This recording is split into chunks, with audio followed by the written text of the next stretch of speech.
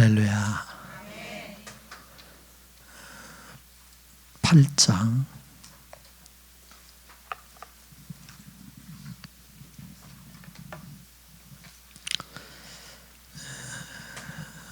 성령장입니다. 오늘 우리 성령 찬양 올려드렸는데 성령께서 이 밤에 당신이 일하시는 그런 밤, 그래서 성령이 일하시는 것을 우리가 우리 안에서 또 우리 공동체에서 또 교회에서 일하시는 것을 볼 수 있게 되기를 바랍니다. 지난 주에 챕터가 좀 어려웠어요. 지난주 안 어려웠죠? 예. 그러니까 여러분들이 대단하신 거예요. 지금 콩나물 물 먹듯이 먹으면서 많이 자란 거예요. 좀 어렵다는 얘기를 제가 좀 들어서 그런데 안 어렵다 그러네요. 고맙네요. 제8장 성령 132쪽입니다. 여기 챕터는 대단히 중요해요. 이 성령장은. 그래서 지금까지 우리가 스터디한 모든 것들에 대해서 다시 한번 복습을 하는, 그러면서 다지는 그런 내용의 말씀입니다. 그래서 대단히 중요하고, 이런 말씀은 여러분들이요 자꾸 듣고 또 읽고 듣고 읽고 이렇게 하면서 이 말씀이 여러분들의 체질화가 되어져야 됩니다. 우리가 이미 말했듯이 하나님의 영원한 목적이 바로 우리 몸에서 그분이 우리를 다루시는 동기이자 이유이다. 요 짤막한 이 두 줄의 문장에서 엄청난 것을 이야기하고 있어요. 지금까지의 모든 얘기들을 다 내포하고 있는 그 내용이 오늘 여기 두 줄의 문장에서 기록되어 있어요. 자, 하나님의 영원한 목적. 그 하나님의 영원한 목적, 그건 이루다 헤아릴 수 없는 그런 것들이죠. 하나님의 이 영원한 목적은 사실은 구속사의 역사로부터 시작해서 영원한 데까지 이르는 하나님의 그 계획입니다.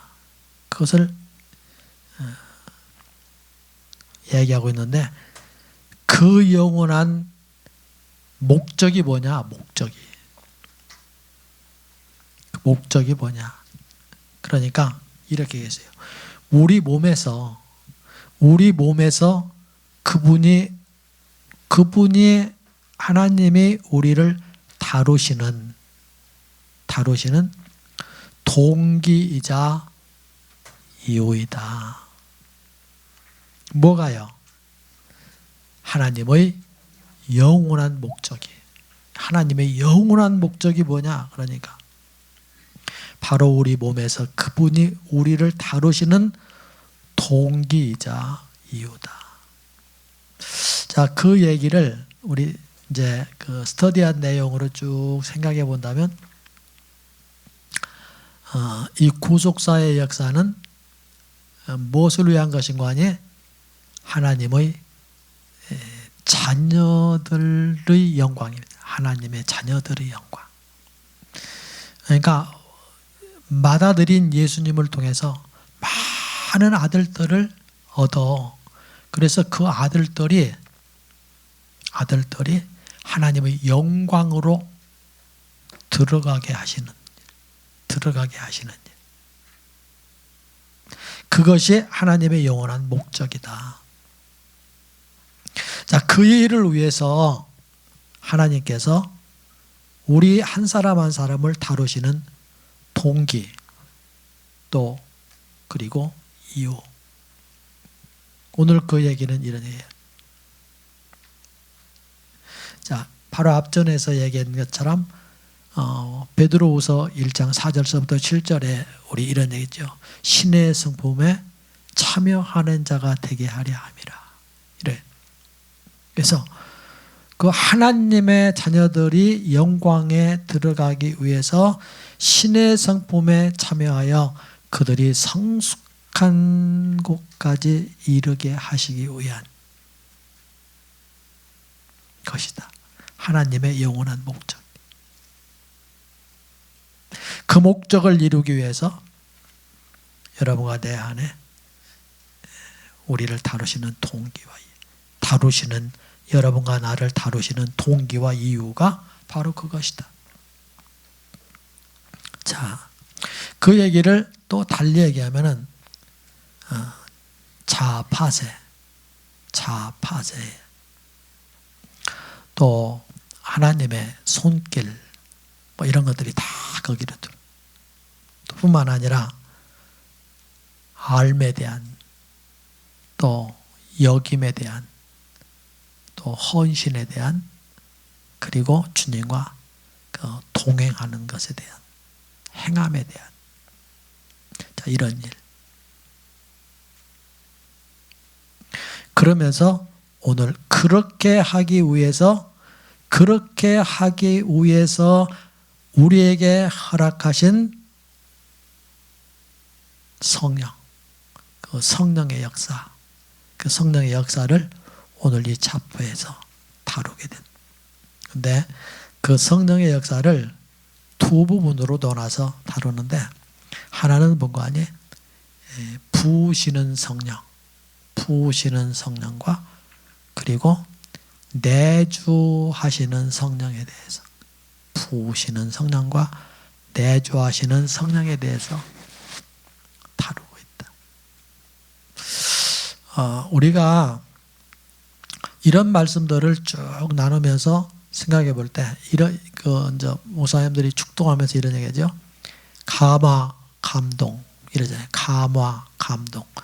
자, 이런 맥락에서 성령의 부으심과 내주에 대한 얘기를 우리가 하면서 감화, 감동이라는 그 얘기를 우리가 다시 한번 생각해 본다면, 감화라고 하는 거, 그 감화라고 하는 것은 어떤 부분에 속한 것이겠어요?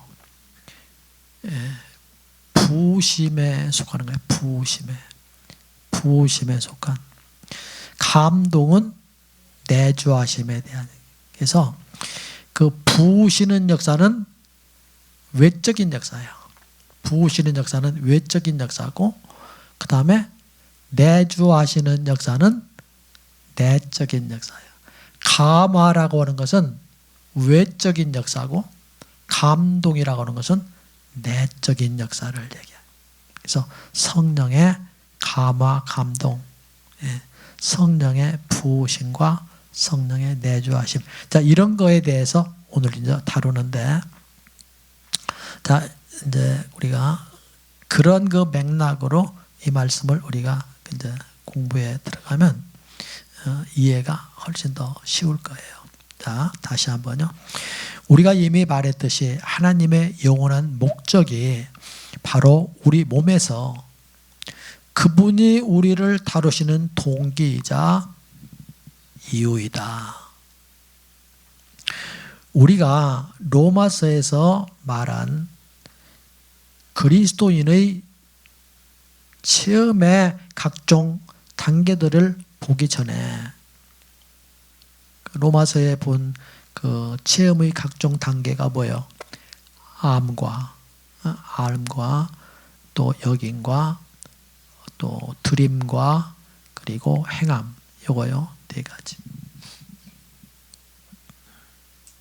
단계들을 보기 전에 다시 한번 주제를 떠나서 성령의 임재와 사역에 대해 말해보자.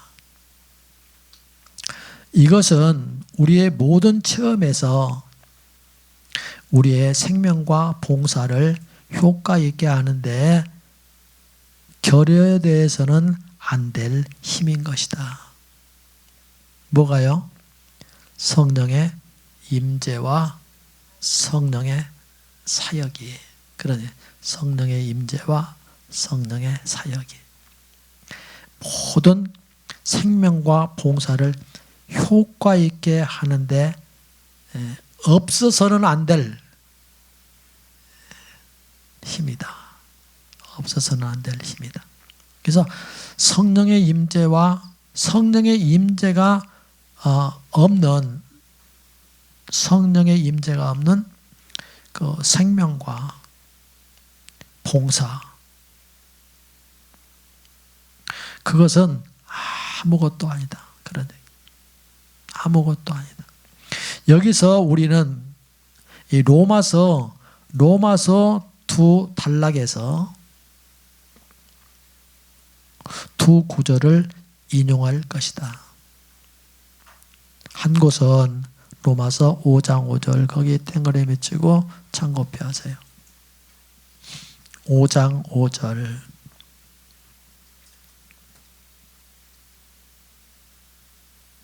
우리에게 주신 성령으로 말미암아 하나님의 사랑이 우리 마음에 부은 바 됨이니. 그래서 성령으로 말미암아 거기에 줄치고 또 우리 마음에 부은 바 됨이니. 그래서 그 두 단락 중에 한 단락은 뭐에 대해서 얘기를 하는 거니? 성령의 부어주심에 대한 얘기를 해요. 성령의 부으심. 성령의 부으심. 이게 대단히 중요한 얘기예요. 또 다른 한 곳은 8장 9절 거기 이렇게 당겨내 맺히고 참고. 누구든지 그리스도의 영이 없으면 그리스도의 사람이 아니라 하신 말씀이다. 5장 5절에서는 부어지는 성령에 대한 얘기를 하고 로마서 8장 9절에서는 우리 안에 성도 안에 내주하시는 성령에 대해서 얘기해요. 성령이 없으면 어디에요? 그 안에, 그 심령 안에 성령이 없으면 그리스도의 사람이 아니라. 이렇게 말씀하고 사람에게 은혜를 주실 때 하나님은 결코 엉뚱하게 임의로 주지 않으신다. 자, 오늘 여기 얘기는요, 근거 없이 성령을 부어주시지 않는다는 거예요. 근거 없이 성령이 내주하게 하시지 않는다는 거예요. 네. 하나님이라 할지라도 엉뚱하게 당신 임의로 그냥 그렇게 않는다는 거예요. 네. 하나님이니까 더 그래야죠. 그죠? 철저한 근거 아래 주신다. 그것이 은혜라 할지라도 은혜는 그냥 뭐 아무렇게 주는 게 아니란 말이에요. 은혜는 막 값없이 받는 것이다. 그러나 철저한 근거에 입각해서 하나님이 은혜를 주신다. 그러네. 비록 하나님께서 값없이 모든 사람에게 은혜를 주실지라도, 그렇죠. 여러분과 나는 값없이 받았어요. 값없이. 그래서 그것을 은혜라고 그래요. 값없이 받았다. 우리가 지불한 거 없어요.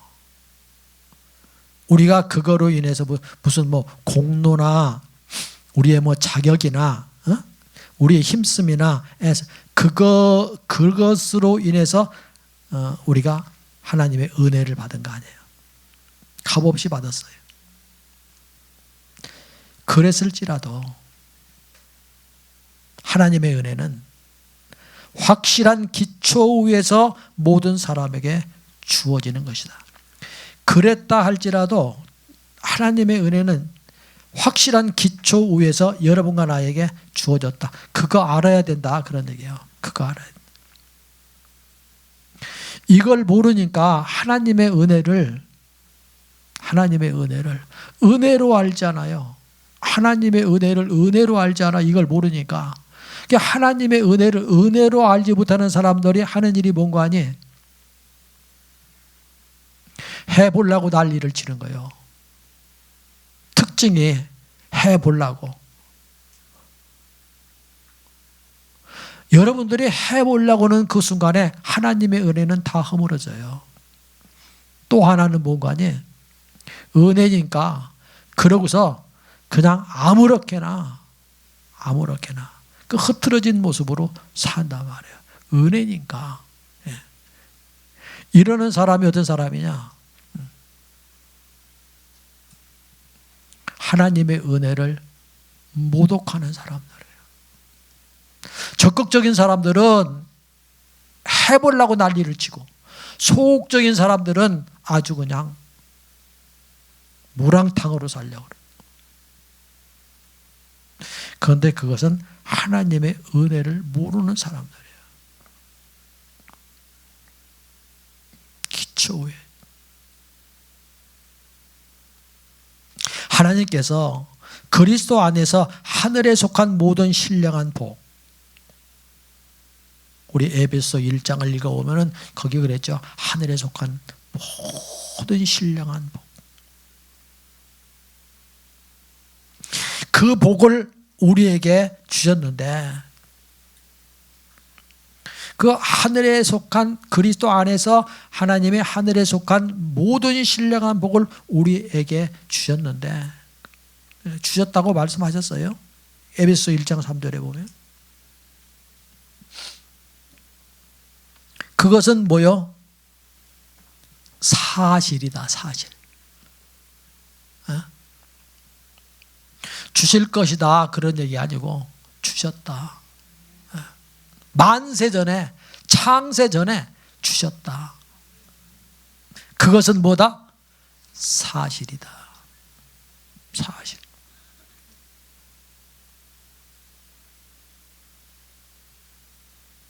그러나 만일 우리가 처음에서 하나님께서 그리스도 안에서 우리에게 주신 축복을 취하려 한다면,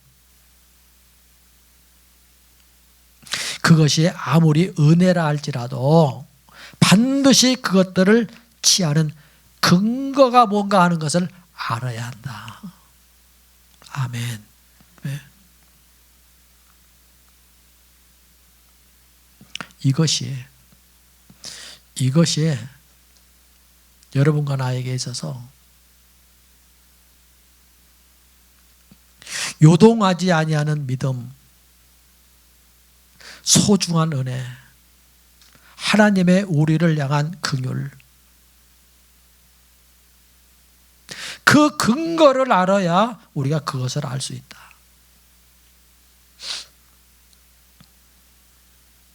근거. 왜 하나님이 나에게 이런 은혜를 주셨는가 하는 그 근거, 그걸 알아야 된다. 내가 왜 이런 복을, 어떻게 내가 이런 복을 받고 있는가? 그냥 된 게 아니다. 근거가 있다. 근거가. 그것을 뭐라고요? 알아야만 된다. 야, 줄 치세요. 만일 우리가 처음에서 하나님께서 그리스도 안에서 우리에게 주신 축복을 취하려 한다면 반드시 그것을 취하는 뭐라고요? 근거를 뭐 한다고? 알아야만 한다. 이게 줄지죠. 자, 성령의 은혜에 관해서는 두 방면에서 보는 것이 우리에게 가장 도움이 된다. 성령의 은혜에 관한 그 근거에 대해서 생각할 때 두 방면. 이는 곧 거기 줄치세요. 성령의 은혜 곧 성령의 옮겨 부음과 성령의 내주하심이다. 그래서 이 두 부분 얘기가 나오면 성령의 옮겨 부음과 성령의 내주하심. 로마서 5장 5절과 8장 9절.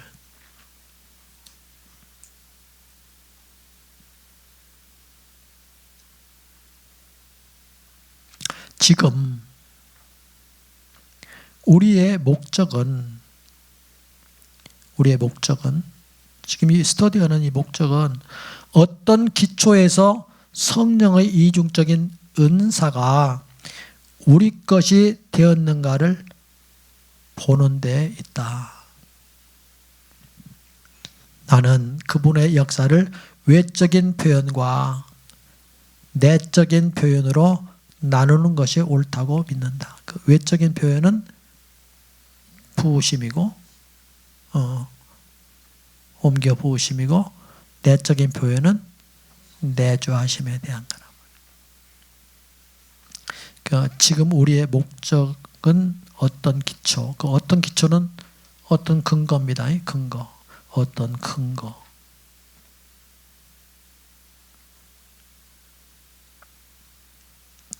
자, 계속 전진할 때 우리는 이런 구분이 우리에게 도움이 된다는 것을 알 것이다.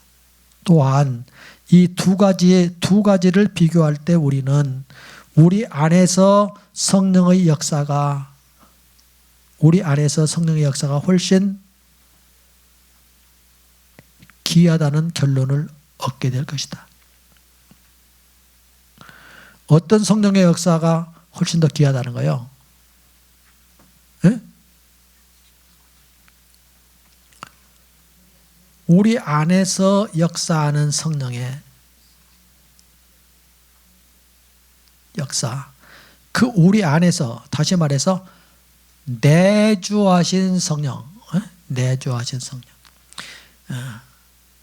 내주하신 성령의 역사가 훨씬 귀하다. 무엇보다요? 밖에서 성령의 역사가 역사하는 그것보다. 그러니까 옮겨 부으시는 성령의 역사보다 내주하시는 성령의 역사가 훨씬 더 뭐라고요? 귀하다. 그러면서 이제 그런 얘기예요. 그러나 이 말은 밖에서의 성령의 역사, 그 부으심의 역사, 그 부으심의 역사가 귀하지 않다는 뜻은 뭐라고요? 아니다. 그것도 귀하지만 그것보다 더 귀한 것이 뭔가 아니? 내주다. 감화보다 더 귀한 것이 뭔가 아니? 감동이다. 성령의 감화의 역사보다 더 귀한 역사가 성령의 감동의 역사다. 외적인 것보다 뭐라고요? 내적인 것. 그것이 더 귀하다. 그런 얘기입니다. 왜냐하면 하나님께서 그분의 자녀에게 주신 모든 은사가 다 좋은 것이기 때문이다. 오늘 여기 얘기는 무슨 얘기가 아니에요? 그런 얘기예요. 그 밖에서 외부적으로 감화의 역사, 옮겨 부으시는 역사, 그것이 귀하지 않다는 얘기 아니다. 하나님의 은사는 다 귀하다. 그러나 그것보다 이것이 더 귀하다. 그런 얘기입니다. 그러나 우리의 은사가 너무 풍성해서 그런지 불행히도 우리는 우리의 특권을 너무나 가볍게 여긴다. 신약시대의 오늘 성도들에 대한 얘기예요. 여러분과 저에 대한 얘기예요. 성령의 내주. 오늘 이 시대를 사는 사람들에게는 성령의 내주의 역사가 다 임해 있거든요.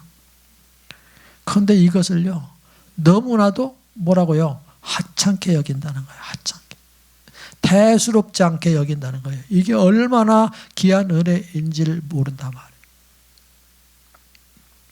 그것이 불행이다. 너무 풍성해서.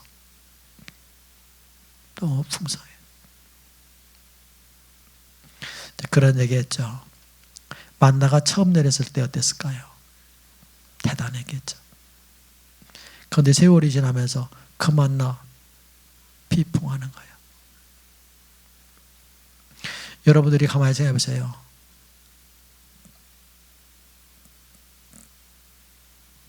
여러분들이 첫 번째 불 받았을 때 그때 어땠을까요? 한번 생각해 보세요. 여러분들이 그 방언을 처음 받았을 때 어땠을까요? 그런데 나중에는 뭐라고? 방언을 알기를, 불을 알기를, 은혜 알기를 참으로 하찮게 한, 너무 풍성하니까. 그것이 오늘 남한아요에 모이는 우리 공동체들의 특징이 아닐까? 그런 생각을 해요. 너무 흔해. 옛날에 그런 얘기를 하더라고요. 불이 임했는데 놀라운 역사가 일어나요. 그러는데 저한테 그런 얘기를 해요. 애껴라. 그런데 애낄 줄 몰랐어요. 그런데 그분의 말씀이 맞았어요. 애꼈어야 돼요. 남한아이에서도 권사님도 그렇고 여러분들 애껴야 돼요. 왜 그런 거 아니? 나중에 그것을 풀어놨더니 이것은 나중에 처음에는 막 난리를 치고 막 눈이 둥그러냐고 그랬는데 나중에는 흔하니까 그거 뭐 이런 식으로 소중한 줄을. 오늘 여기 얘기가 그런 얘기네요. 그러나 우리의 은사가 너무 풍성해서 그러는지는 모르지만 불행히도 우리는 우리의 특권을 너무나 가볍게 여긴다. 하나님의 은혜를 너무나 가볍게 여긴다. 구약시대의 성도들은 우리처럼 복되지 못했다. 우리는 지금까지 생각해보면서 부으시는 성령의 은사, 내주하시는 성령의 은사 이런 거 생각 안 해봤잖아요. 근데 참 우리 공부하면서 참 많은 것을 주님 앞에서 배워요. 구약시대에는 전부가 뭐예요? 부으시는 은혜, 성령의 부으시는 은혜를 받았던 사람들. 구약시대가 그래요. 내주의 역사는 여러분과 내가 사는 이 시대. 내주의 역사는. 그래서 구약시대 성도들은 내주의 역사를 몰라요. 부으시는 역사. 그러는데 그 성령의 부으심에 대한 얘기 보세요. 구약시대의 성도들은 우리처럼 복되지 못했다. 그러나 그들은 성령의 부어짐의 은혜를 우리보다 더욱 뭐했다?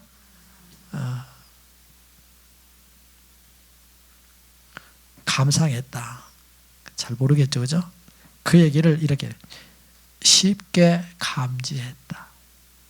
구약시대의 그 성도들은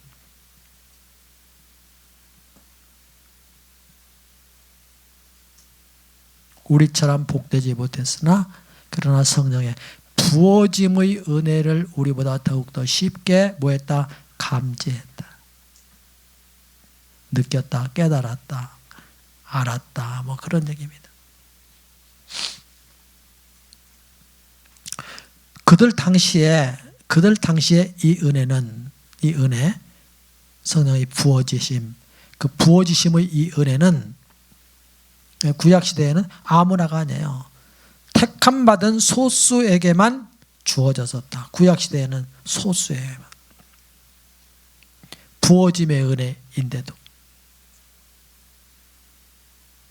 그래서 그 소수의 사람들을 한번 보면 주로 제사장들과 사사들과 왕들과 선지자들과 이런 사람들에게 주어졌어요. 그러니까 뭐요? 지극히 아주 극소수의 사람들에게만 성령이 뭐 했다고요? 부어졌다.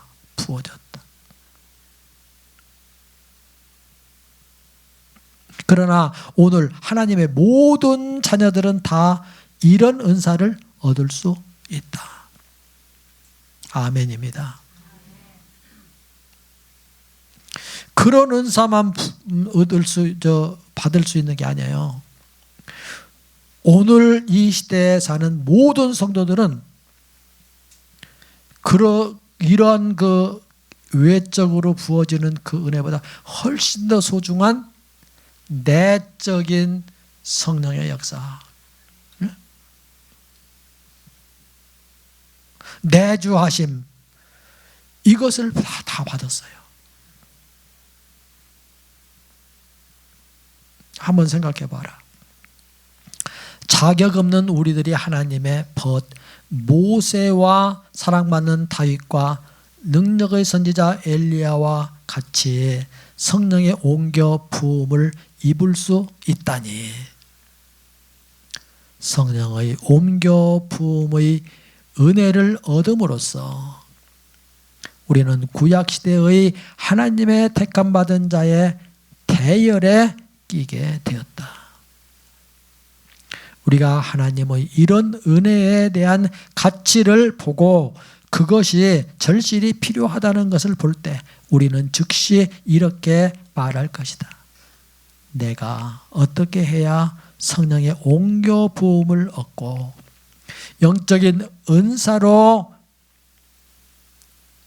장비되어 되며 능력을 갖고 하나님을 위해 봉사할 수 있는가? 하나님은 무엇을 근거로 그분은 자녀들에게 성령을 주셨는가? 부어주셨는가? 그런 얘기입니다. 무슨 근거로 성령을 부어주셨고 어떻게 해야 우리는 그 성령의 옮겨 부음을 얻을 수 있을까? 그 근거에 대한 얘기.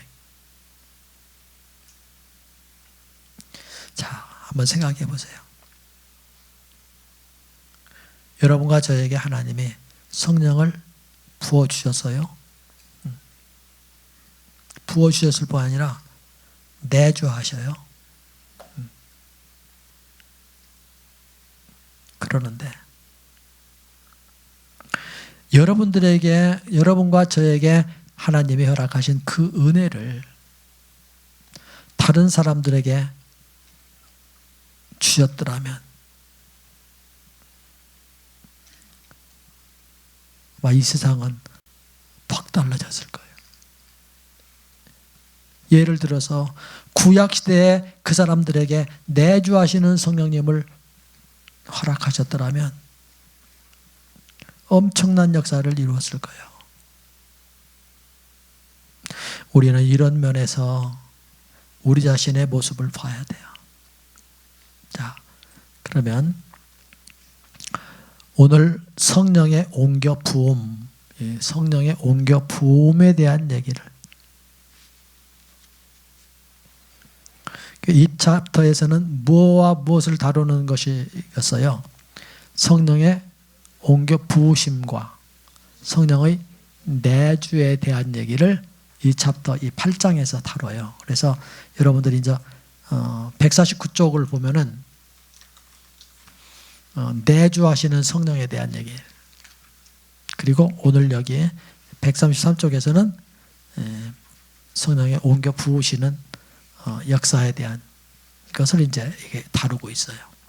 그래서 자, 그거에 대한 성령의 옮겨 부으심, 옮겨 부으심에 대한 뭐요? 근거가 뭐냐? 근거가 하나님이 우리에게 성령을 옮겨 부어주시는데 그 근거가 뭐냐 하는 거에 대해서 이제 얘기를 한단 말이에요. 어떻게 해야 옮겨 부음을 받을 수 있는가 하는 얘기와 근거가 뭔가 하는 얘기를 이제 여기서 다룬단 말이에요. 자,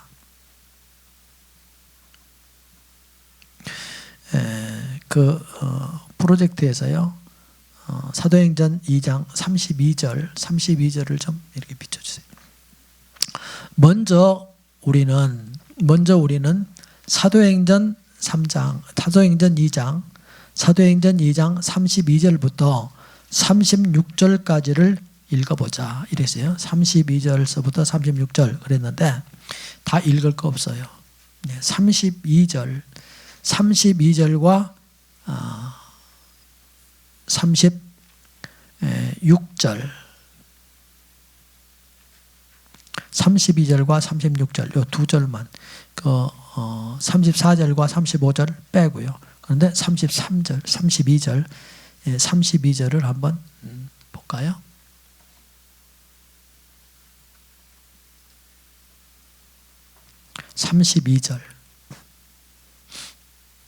네. 32절. 33절 참 33절.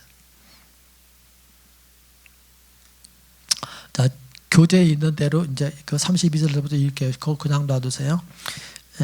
32절은 뭔가 아니?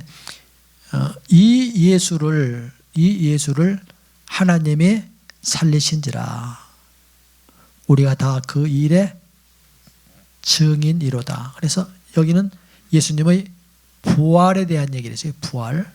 예수님이 부활하셨다. 응? 예수님이 부활하셨다.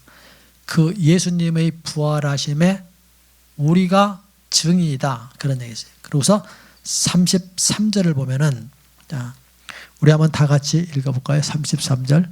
하나님이 오른손으로 예수를 높이심에 그가 약속하신 성령을 아버지께로 받아서 너희가 보는 이것을 부어 주셨느니라. 여기까지. 예.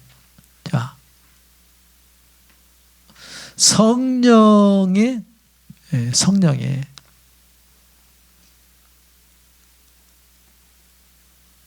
너희가 보고 듣는 이것, 이게 성령이거든. 성령. 이것을 부어주셨다. 성령을 부어주신 근거가 뭐예요? 근거가 성령을 부어주신 근거가 뭡니까? 하나님이 오른손으로 예수를 높이심에 그게 뭐예요? 예수님의 승천을 얘기했어요. 예수님의 승천을 하셔서요. 예수님이 승천하셔가지고 그래서 그분이 승천하신 그분이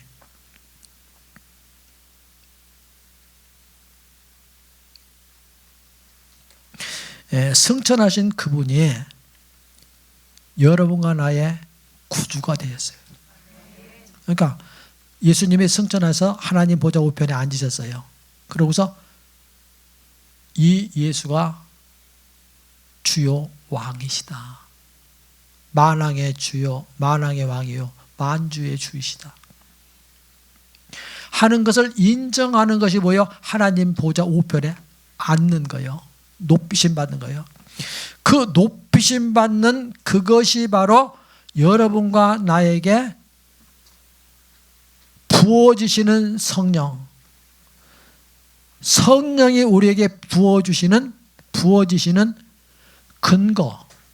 근거가 되는 것이 바로 뭐예요? 하나님의 승천이에요. 하나님의 승천. 그래서 성령이 우리에게 오셨다. 그러면 우리 이거 알아야 돼. 주님이 승천하셨구나. 하나님 보좌 우편에 계시구나. 그분이 주가 되셨구나. 그분이 왕이 되셨구나. 하는 사인. 그 사인이 뭐예요? 성령이 부어지시는 사건이에요. 성령이 부어지시는 사건. 그 근거 없이, 그 이유 없이 성령이 아무렇게나 내려온 게 아니에요. 뭐 사람들이 막 난리치고 기도하고 막 기다리고 이렇게 해서 내려온 게 아니에요. 성령은 그런 근거에 의해서 내려온 게 아니라 말이에요. 하나님이 승천하셨구나. 말씀하신 대로 하나님 보좌 우편에 앉아 계십니다.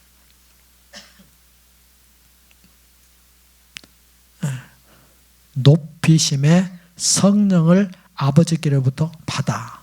누가요? 예수님이. 그래서 그 받아서 우리에게 부어주셨다. 근거 나왔죠? 이유 나왔습니다. 그죠? 예.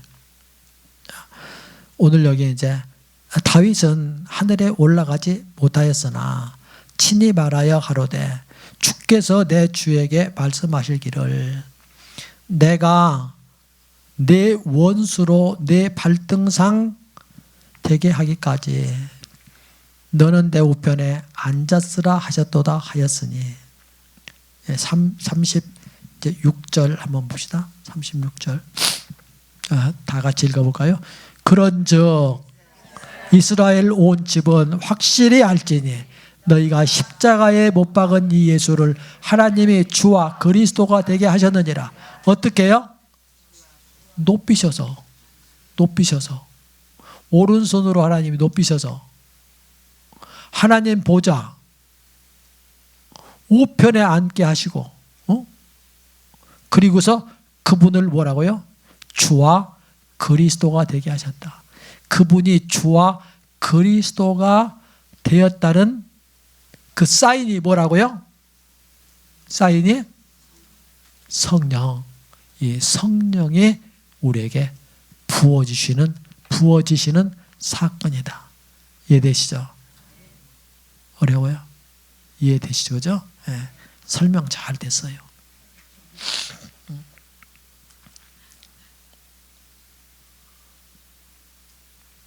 34절과 35절은 시편 110편을 인용한 삽입된 말씀이기 때문에 잠시 한쪽에 젖혀놓고 먼저 33절과 36절을 생각해 보자. 다 우리 한 거예요 지금. 만일 우리가 먼저 인용한 두 구절을 상관하지 않는다면 베드로가 한 말에 대해 더욱 분명해질 것이다. 33절에서 베드로는 주 예수님이 하나님의 우편에 높아지신 것에 대하여 말하는데 그 결과는 무엇인가? 그분은 약속하신 성령을 아버지께 받으셨다. 이어서 무엇을 말하는가? 오순절이 임했다. 그분이 높여진 결과는 너희 보고 듣는 이것을 부어 주셨느니라 이다. 아멘. 그러나 성령을 먼저 주 예수님에게 주시고 그분으로 하여금 성령을 그분의 백성에게 부어주게 하는 근거는 무엇인가? 이것은 그분이 하늘에 높이 올려주심에 근거한다.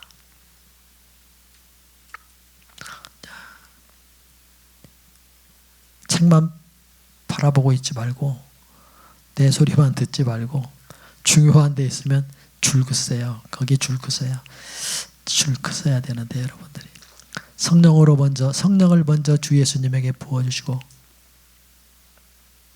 그분으로 하여금 성령을 그분의 백성에게 부어주게 하는 근거는 무엇인가? 이것은 그분이 하늘로 높이 올려지심에 근거한 것이다. 자, 이 구절의 말씀은 주 예수님이 높이 올려지셨기 때문에 성령이 충만케 되었다는 것에 대하여 매우 분명한 성령의 옮겨 부으심은 거기 줄 치세요. 참고표하고 성령의 옮겨 부으심은 당신과 나의 공로와는 무관하고 성령의 옮겨 부으심은 성령을 받는 데 있어서 성령을 받는다고 한번 해봅시다. 부어주심에 있어. 여러분의 공로 필요해요? 안 필요해요? 필요하잖아요. 무관해요. 여러분의 공로와 무관해요. 그 성령의 옮겨 부으심은 여러분과 나의 공로와는 무관하고 오직 예수님의 공로와 관계한다. 거기 줄치세요. 계속 줄치세요. 여기서 문제는 우리의 어떠함에 있지 않고 그분의 어떠하심에 달려있다. 계속 줄치세요. 그분이 영화롭게 되셨기 때문에 성령이 부어진 것이다. 이것은 부어지는 사건도 그렇고 내주하는 사건도 그래요. 똑같아요. 아멘. 예. 여러분들이 성령의 내주하심을 받는 것도 여러분의 공로와 무관해요. 누구의 공로? 예수님의 공로. 예수님의 공로. 여러분의 어떠하심과 아무 상관없어요. 주님의 어떠하심에 있어요. 부어주심도 또 내주하심도 다 뭐에 있어요? 주님이 높임 받으셨다는 거. 그분이 그리스도라는 거. 그분이 주라는 거. 왕이라는 거. 하나님의 아들이라는 거. 그것을 뭐라고요? 증거하는 사건이다. 뭐가요? 성령의 부어주심이나 성령의 내주하심의 역사가. 자, 여기는 아주 중요한데, 여기서부터 쭉 아주 중요해요. 여기는. 그래서 여러분들이 그냥 이 전체를 그냥 이렇게 왁구를 해가지고서 집어드세요. 이렇게 크게 해갖고. 주 예수님의 여기서부터요. 지금 이제 총 복습을 하는데 이건 아주 여러분들이 달달달달 외워야 돼. 여러분의 가슴에 아주 새겨야 돼. 자, 주 예수님이 십자가상에서 죽으셨기에 여러분과 내가 뭐 했어요? 제사함을 얻을 수 있었고, 제사함 어떻게 받았어요? 예수님이 십자가상에서 죽으셨기 때문에 예수님의 죽으심과 우리의 죄에 대한 것이 아주 붙어 있어요. 제사함 받았다. 제사함 받았다 하는 여기에는 특별히 뭐예요? 십자가에서 흘리신 주님의 보혈의 역사예요. 보혈의 역사. 보혈의 역사로 여러분과 내가 지은 죄를 다 용서받고, 또 십자가에서 죽으심으로 말미암아 여러분과 나의 그 옛사람 자아, 아담 안에 있는 모든 저주를 다 짊어. 예수님의 십자가를 통해서 여러분과 내가 함께 예수님과 함께 죽음으로 말미암아 아담이 받았던 그 모든 저주를 다 예수님이 짊어졌고, 예수님이 짊어진 그 죄가 여러분과 나에게 다 옮겨졌고, 그래서 그 모든 저주를 십자가에서 다 뭐했다? 도말하셨다. 제거하셨다.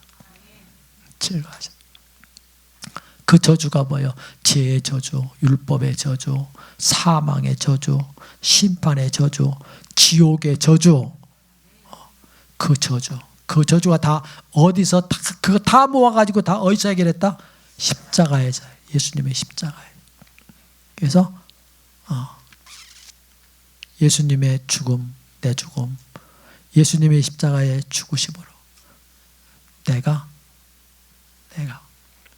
죄에 대하여 나의 옛사람이 죽었다. 그래서 죄에서 해방되게 됐다. 성경에 얘기했어요. 자, 그래서 주 예수님이 십자가상에서 죽으셨기에 내가 제사함을 얻을 수 있었고, 그게 첫째입니다.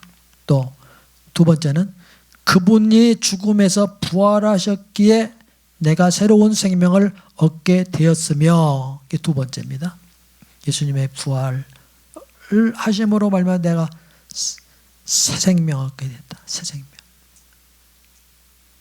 거듭나게 됐다. 새 생명 얻게. 자, 오늘 그 갈라디아서 2장 20절에 보면은 예수님과 함께 죽고 이제 내가 사는 것은 내가 아니고 내 안에 주님이 사신다. 그 부활에 대한 얘기. 세 번째, 주 예수님이 하나님 우편에 높이 올리셨기에 내가 성령의 옮겨 부으심을 얻었다. 아멘. 제사함 받았습니까? 새 생명 얻으셨어요? 성령의 부음 받으셨습니까? 여러분의 공로입니까? 주님의 공로예요. 여러분의 어떠함입니까? 아니요, 주님의 어떠하심이에요. 이걸 뭐라고 하냐? 이걸 은혜라고 그래요. 은혜. 이 은혜 받는데 여러분들이 한 거 있어요? 없어요. 은혜. 근데 그 근거가 뭐예요? 근거가 제사함의 근거는 뭐예요? 십자가요. 새 생명 얻은 근거가 뭐예요? 예수님의 부활. 성령의 부으심을 받게 된 근거가 뭐예요? 하나님의 성천이. 예. 자, 그렇습니다. 예? 모든 것이 나로 인한 것이 아니라, 아멘.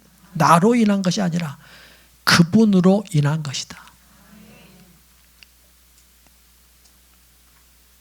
그분으로 인한.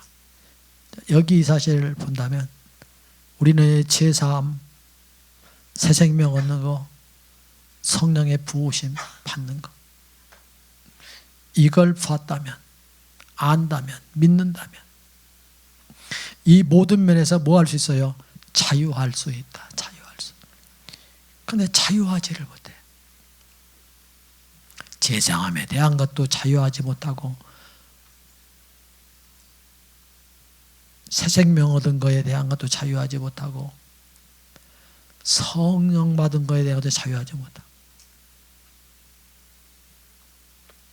그러니까 그러죠. 자,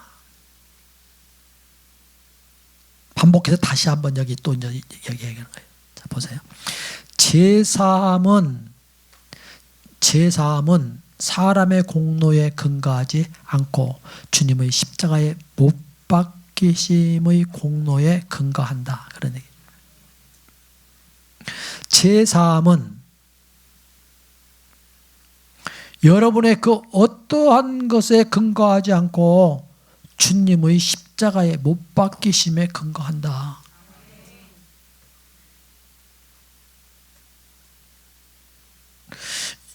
자, 여기 이것을 좀 객관적인 사건이에요. 객관적인 사건. 지금 오늘 여기 사건 객관.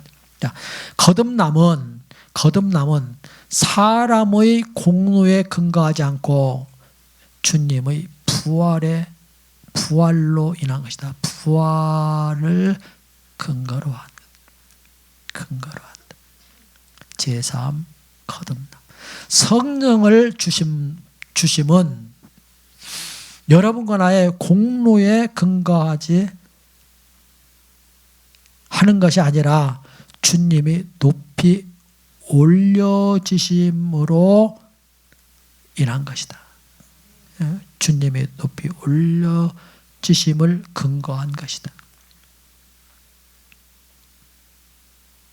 자, 여기는 그 확고한 것이 줄치세. 그러므로 줄치세. 그러므로 성령이 당신과 내게 부어졌다는 것은 우리가 얼마나 위대한가를 증거하기 위한 것이 아니라 하나님의 아들의 위대하심을 나타내기 위한 것이다.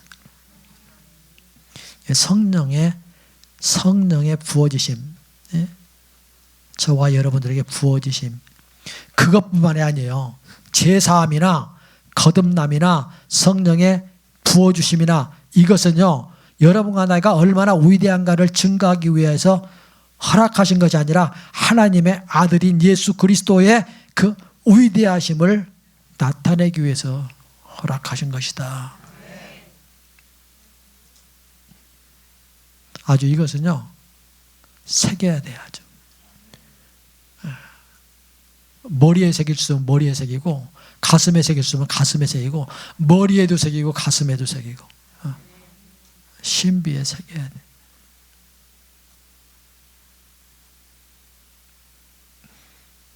기도를 할 때도요, 근거 있게 기도를 해야 돼요. 근거 있이. 이 근거를 잃어버리니까 맨날 막 우왕좌왕 하는 거야. 막 우왕좌왕. 용서해 주세요. 뭐 이래자고 말이지.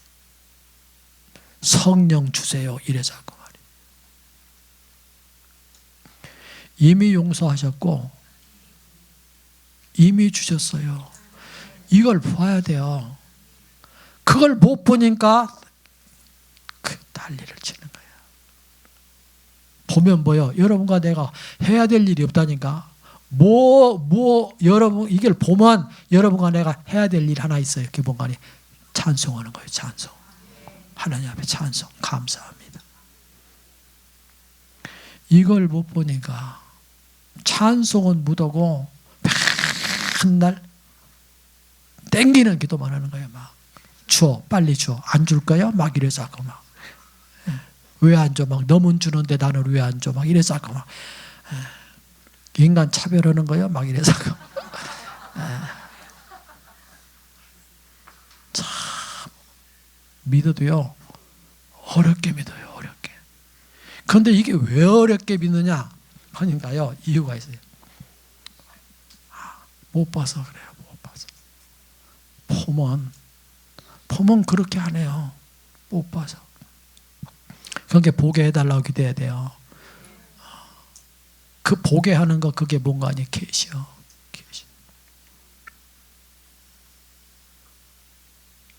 그렇게 돼 있다고요. 계시가 임해야 믿어지고, 계시가 임해야 알아지고, 계시가 임해야 믿어지고, 계시가 임해야 드려지고, 계시가 임해야 동행할 수 있어요. 믿음은 어디서부터 오느냐? 계시에서 오는 거예요. 계시에서. 계시가 임하면 믿음이 와요. 이게 믿어지면 뭘 내놓으라고 난리를 찍었어. 이게 믿어지면 감사합니다. 이렇게 해야지. 믿어지면. 안 믿어지니까 난리를 치는 거예요. 왜 안 믿어져요? 못 봤으니까. 여러분들이 알아요. 난 봤어. 봤다 그러면 알아요. 본 사람은 반드시 이렇게 된다. 어떻게 해요? 감사합니다.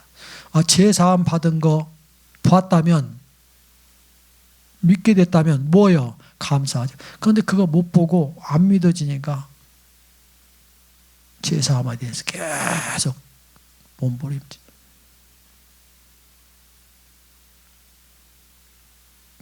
이게 정연하게 이게 정리돼야 돼요.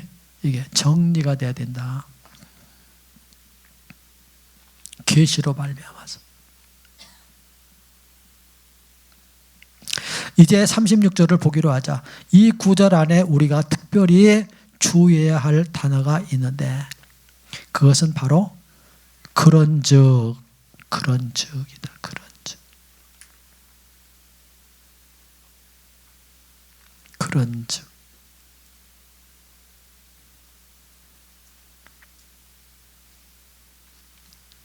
이 단어는 어떻게 사용되는가? 이 단어는 어떤 것을 새로 시작하기 위해서 사용되지 않고, 어떤 얘기를 다시 시작하기 위해서 이런 접속사 안 쓴단 말이에요. 그런즉, 이런 접속사를. 그런즉이라고 할 때는 뭘 얘기하는 거예요? 앞에 있는 얘기를 이어서 얘기하기 위해서 그런즉 이렇게 한단 말이에요.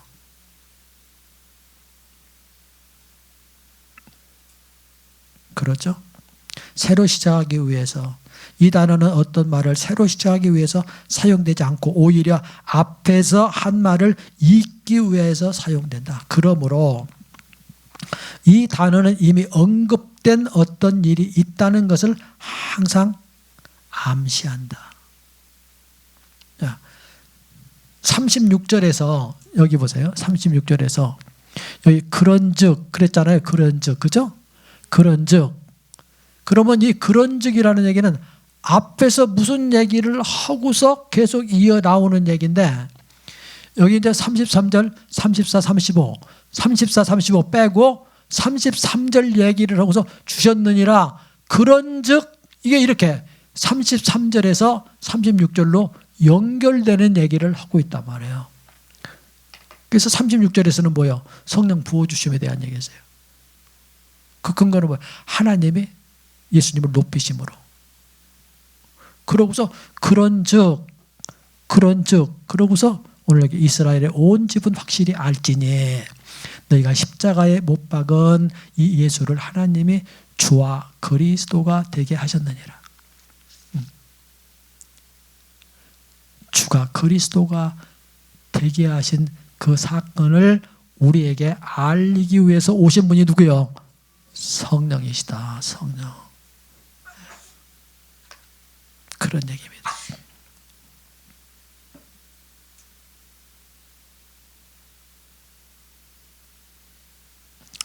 그러므로 이 단어는 언급된 어떤 일이 있다는 것을 항상 암시한다.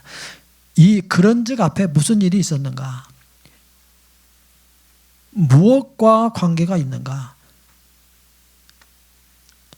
이것들이 34절과 35절과는 무관하고 33절과 관련이 있다는 것을 매우 현저한 사실이다. 베드로는 바로 전에 제자들에게 성령이 부어지는 것에 대해서 말했다. 너희 보고 듣는 이것을 부어주셨느니라. 또 그는 그런즉 이스라엘 온 집이 정령 알지니 너희가 십자가에 못 박은 이 예수를 하나님이 주와 그리스도가 되게 하셨느니라 고 말했다. 베드로는 그들에게 이렇게 말한 것이다.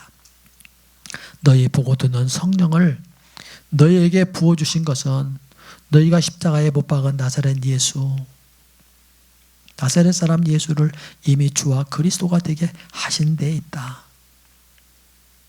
자, 줄 치세요. 성령이 이 땅 위에서 거의 참고표하고 줄 치세요. 성령이 이 땅 위에 부어진 것은 하늘에서 발생한 일. 이 세상하고는 아무 상관없어요. 성령이 부어진 것은 하늘에서 발생한 일. 나사렛 사람 예수께서 하나님 우편에 높이셨다는 것. 그것을 뭐한 것이다? 증명한 것이다. 줄 치세요. 여기까지. 줄 치세요. 그러므로 오순절의 목적은 예수 그리스도의 주 되심을 증명하기 위한 것이다. 오순절의 목적. 그 오순절의 목적 밑에 그 참고표하고서 성령의 부어주심의 목적 또 뭐 성령의 내주하심의 목적 그런 겁니다. 오순절의 목적은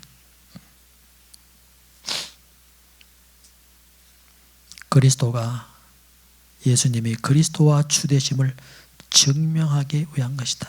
아멘. 재밌죠? 네, 재밌네요. 은혜가 되네요. 요셉이라는 청년은 그 아버지 야곱이 가장 사랑하는 자였다. 야곱은 어느 날 요셉이 죽었다는 소식을 들었는데 그로 인해 수년 동안 마음이 아팠었다. 그러나 요셉은 무덤에 있지 않고 영광과 권세 있는 위치에 있었다. 야곱은 그 아들이 죽음 때문에 수년 동안 애통을 했었는데 어느 날 갑자기 요셉이 아직 살아있고 애굽에서 높은 위치에 있다는 것을 누가 그에게 알려주었다. 처음에 야곱은 그 말을 믿지 않았다. 이 좋은 소식이 그에게 사실 같지 않았다. 다른 사람이 야곱에게 요셉이 높아졌다고 한 말을 그 한 말은 참이었다. 앞에서 이 참이라는 얘기를 무슨 얘기로 얘기하니? 사실이라는 얘기를 얘기했어요. 그죠? 사실. 그것은 사실이었다. 그는 어떻게 믿게 되었는가? 야곱이 어떻게 요셉이 살아있다는 거 높은 지 위에 올라져 있다는 거, 이거 어떻게 알았는가? 그랬더니 야곱이 어떻게 믿었는가? 야곱이 나가서 요셉이 애굽으로부터 보내준 그 수레를 보고서야 그 말을 믿었다. 아름다운 그런 그 얘기입니다. 여기서 수레는 무엇을 나타내는가? 저희 이제 그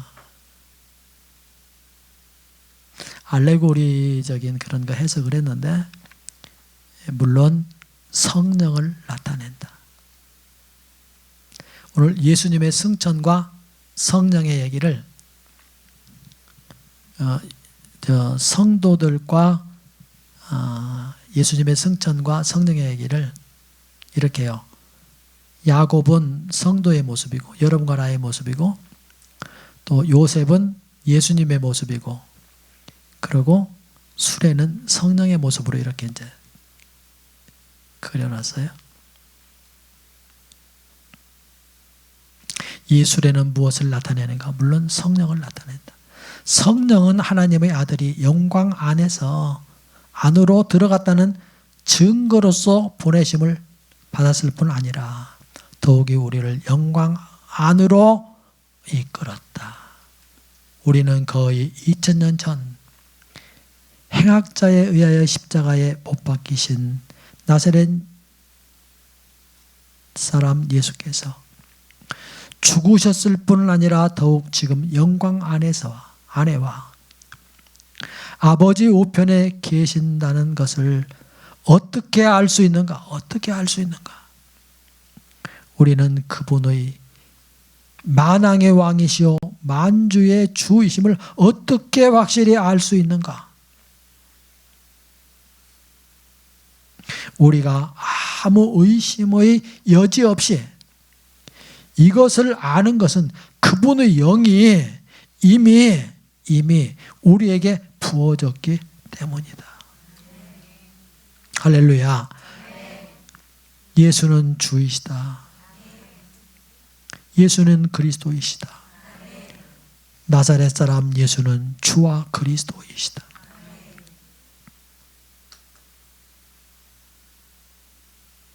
자, 줄 치세요. 주 예수님의 그 참고표하고 주 예수님의 높이 올리심은 성령의 강림하신 것에 보다 큰 거다. 큰 거다.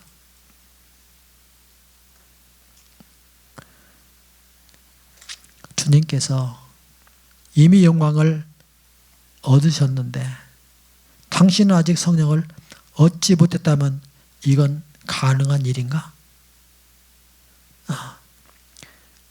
주님이 이미 영광을 받으셨는데 당신이 아직 성령을 받지 못했다면 이거 있을 수 있는 일인가? 여러분이 대답하세요. 있을 수 있어요? 없다. 있을 수 없다. 거기요 중요한 얘기가 뭐냐? 이미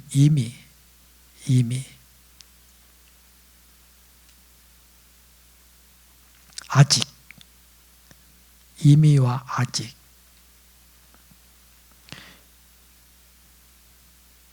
이미 다 하나님은 다 해결해 놓으셨는데 이 인사는 아직도 해결이 안 됐다 이러고 있는 거예요. 이거 있을 수 있느냐 이거요. 하나님은 이미 해결해 놓으셨다는데 아직도 해결 안 됐다. 있을 수 있느냐. 자, 당신의 제사함에 대한 얘기 또 말고. 제사함을 얻은 것은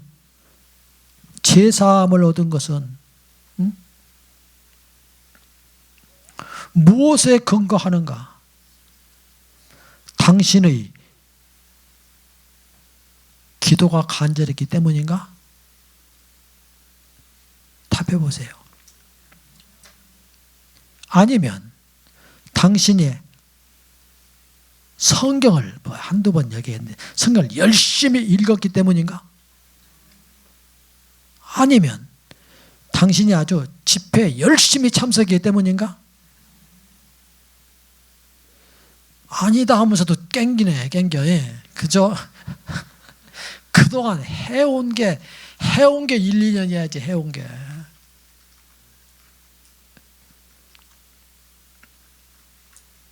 그러면, 그것도 아니라면, 그러면 당신의 공로 때문인가? 아니다. 그런데 오늘 왜 그러지? 1000만 번 아니다. 거기 그래서 1000만 번. 거기 아주 강하게 여러분들이 사인해 놓으세요. 1000만 번. 재미나네. 아니다.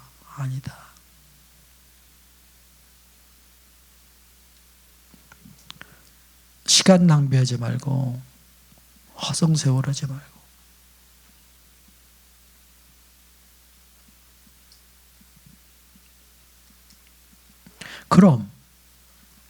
그럼 당신은 무엇에 근거하여 죄사함을 받았는가?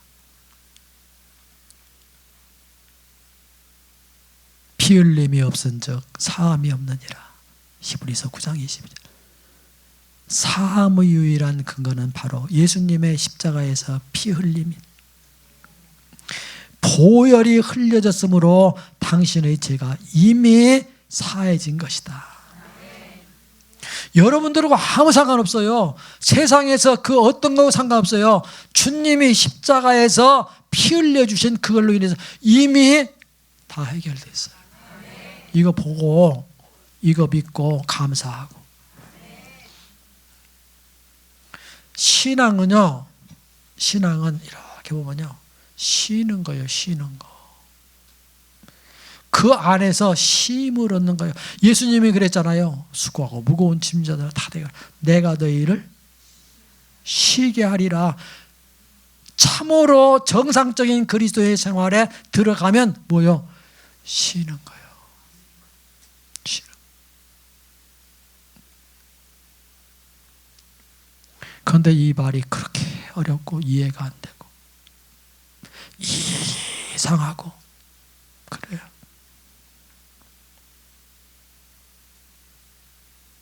우리 모두가 다 이 사실을 보게 되기 바라요.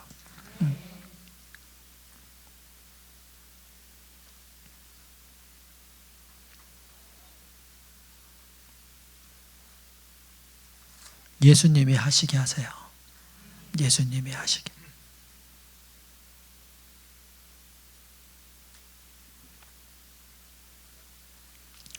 우리가 성령의 부어주심과 제사함을 얻은 것은, 성령의 부어주심과 제사함을 얻은 것은 원칙상 완전히 동일하다. 그 맥락은 다 똑같아요. 제사함 받는 것이나 또 거듭나는 것이나 또 성령을 받는 것이나 주님과 동행하는 이 모든 게 다 하나예요. 하나. 그 하나. 여기 이래서요, 여기 아주 이미라는 얘기가 굉장히 많이 나와요.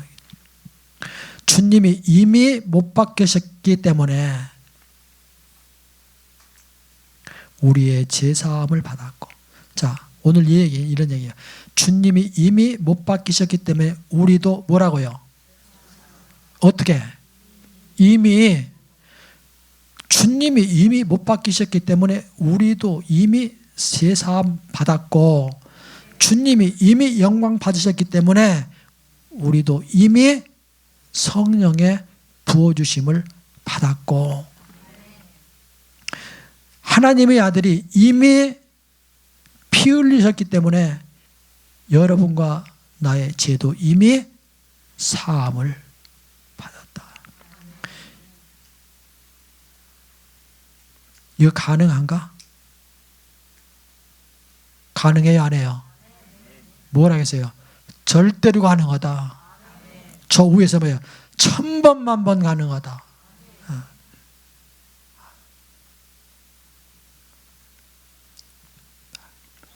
여러분들이요, 중심에서 하나님 앞에 막 감사의 박수로 한번 올려드리세요.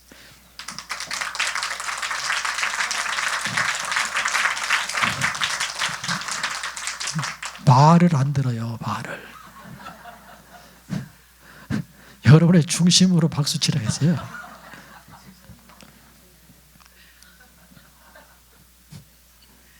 대충 듣지 말고.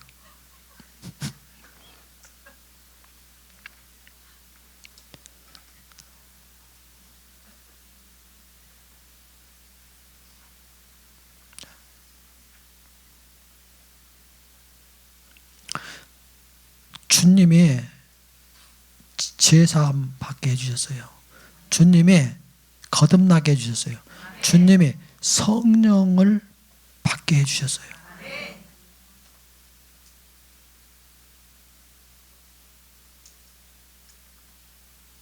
그런데 그 근거 없이 그 다른 어떤 것으로 제사함을 받는다든가 거듭나다든가 성령의 부어주심을 받을 수 있는가?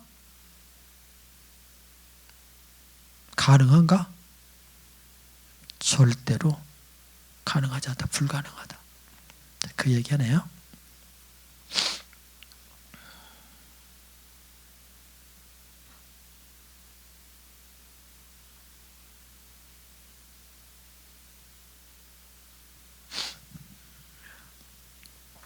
하나님의 아들이 이미 영광을 받으셨는데 당신은 이미 아직. 자, 여기서 결정나는 거예요. 이미인데 아직인 사람이 있고 이미인데 이미인 사람이 있고 차이가 나는 거예요. 이미면 이미인데 주님은 이미라고 하는데 나는 아직 이렇게 하면요 주님과 동행할 수 있어요 없어요? 못해. 주님께 드릴 수 있어요 없어요? 못 드려. 그거 믿는 거예요 안 믿는 거예요? 안 믿는 거예요. 그거 아는 거예요 모르는 거예요? 모르는 거예요. 이미요 이미.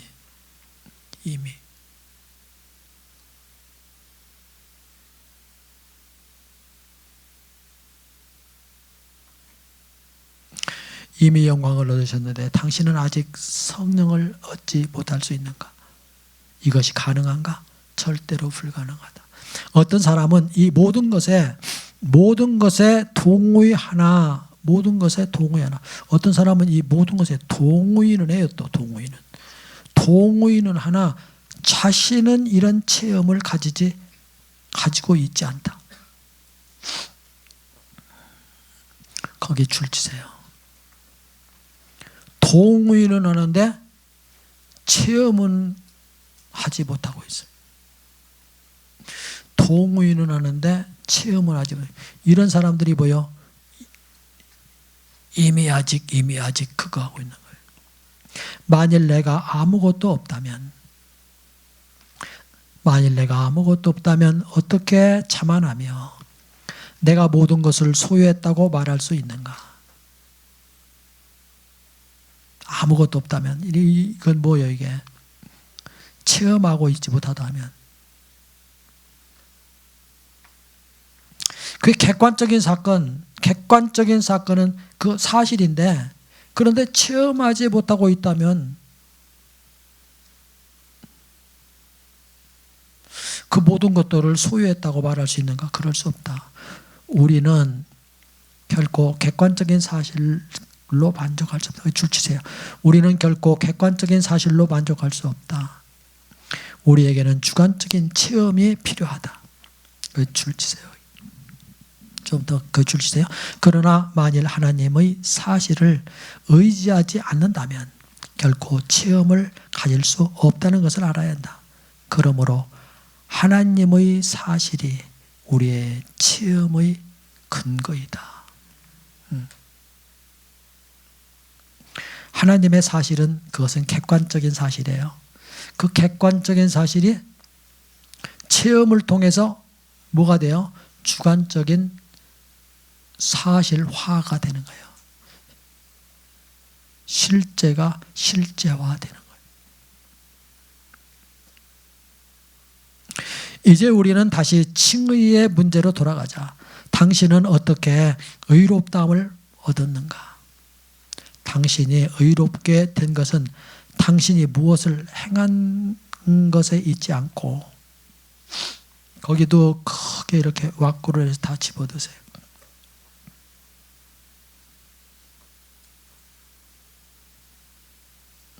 당신이 무엇을 행한 것에 있지 않고 주님이 뭐요? 이미 당신을 위하여 모든 것을 다 이루셨다는 사실을 받아들인 데 있다. 당신이 성령을 얻는 것은 의롭게 되는 것과 방법에 있어서 완전히 뭐라고요? 동일하다. 쭉 그랬습니다. 제3 의롭게 되는 거, 하나님과 화목하는 거, 거듭나는 거, 성령 받는 거, 성령과 동행하는 거. 오늘 이거면 여러분과 내가 신앙생활하는 전부잖아. 이게 전부를 얘기하는 거 아니야? 그런데 그게 다 뭘로 된다고요? 은혜로 된다. 은혜로. 여러분의 그 어떠함이나 여러분의 어떤 공로로 되는 게 아니라 은혜로 된다. 바울이 그랬어요. 나의 나됨이 하나님의 은혜라고. 내가 많이 수고했지만 내가 아니고 하나님의 은혜였다고. 하나님의 은혜라고. 여러분의 위대하심을 얘기하려고 하는 게 아니고 주님의 위대하심을 얘기하기 위해서, 여러분의 위대함에 대한 것, 위대하게 하기 위해서 주님이 뭐 제사함 주고 뭐 화평케 하고 뭐 거듭나고 성령 주시고 그런 게 아니고 주님이 위대하시다는 것을 증거하기 위해서 제사함 주고 의롭다함 주고 거듭나게 하고 성령 주셨다. 그런데 그 이미 다 주님이 이루셨다. 이미. 아직이라 하지 마라. 주님의 임의는 여러분과 나의 임의다. 그런데 왜 이게 안 되느냐? 그러니까 체험이 없기 때문이다. 계시가 없기 때문이다. 못 받기 때문이다. 성경은 그렇게 지금 계속 얘기하고 있어요. 동일하다. 그것은 당신이 무엇을 해서가 아니라 주님께서 이루신 것을 믿음으로써다. 믿으면 돼요. 믿으면. 그런데 안 믿어지는 거야. 왜 안 믿어질까 이게? 그러니까 이유가 있어요. 안 믿어지는 그 이유를 보세요. 만일 우리가 이런 체험이 결여되었다면 우리는 반드시 성령의 침례는 높이 올려지신 주님의 교회에서, 이거 맞아요 이게?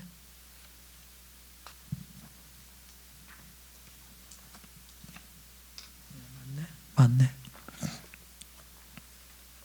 교회에서 주신 은사라는 영원한 사실을 하나님께서 계시해 주심으로 그분께 구해야 된다.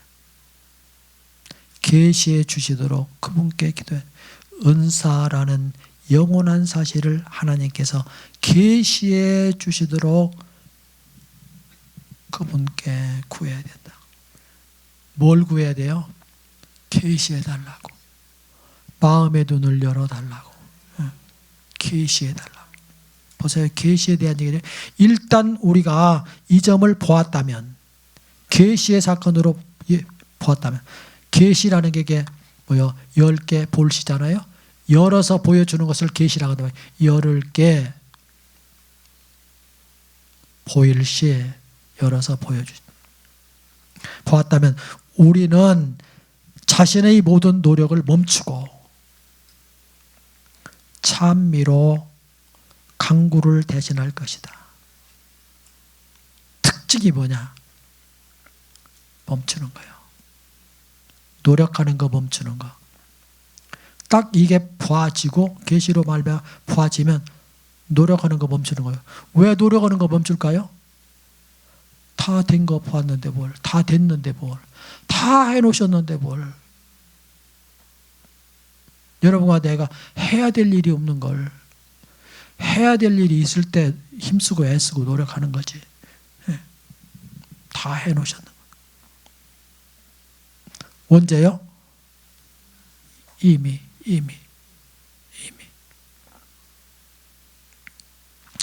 일단 우리가 이 점을 보았다면 우리는 자신의 모든 것을 모든 노력을 멈추고 찬미로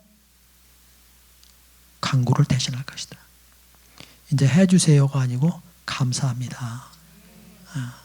이렇게 우리가 제사함을 위하여 노력하지 않는 이유는 세상 사람을 위하여 주님이 이루신 것들을 하나님께서 우리에게 계시해 주셨기 때문이다. 제사함에 대해서 노력하지 않는 것은.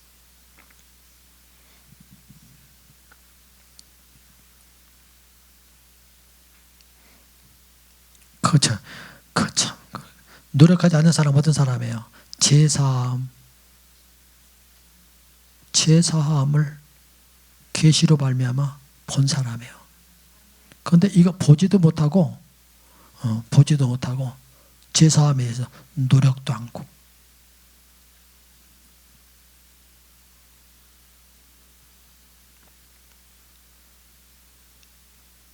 제사함에 대해서 계시로 볼 수 없었다. 자, 같은 원칙으로 주님의 교회를 위하여 이루신 것을 보도록 하나님께서 우리에게 계시해 주신다면 우리는 성령의 침례를 얻기 위하여 더 이상 스스로 노력하지 않을 것이다. 우리가 스스로 노력하고 일하는 이유는 우리가 그리스도의 일을 보지 못했기 때문이다. 일단 우리가 그리스도의 역사를 보면 믿음이 우리 마음 속에서 저절로 솟아날 것이다. 여기 보세요. 여기 줄 치세요. 믿을 때 우리에게 체험이 따르기 마련이다.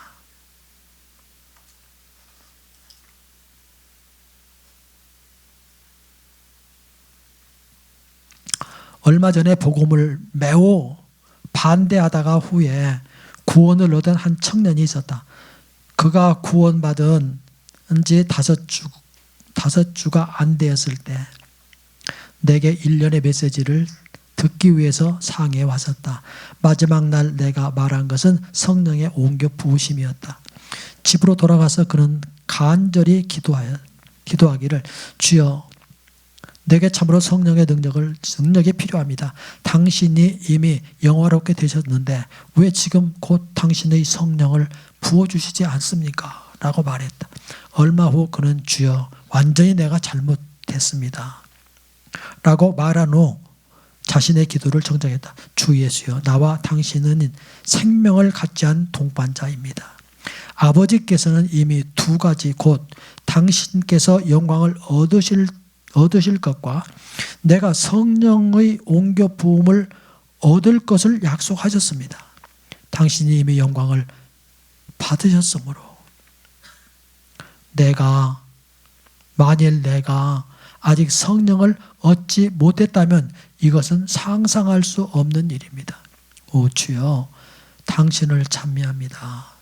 당신이 이미 영광을 받으셨고 나도 성령을 이미 얻었습니다.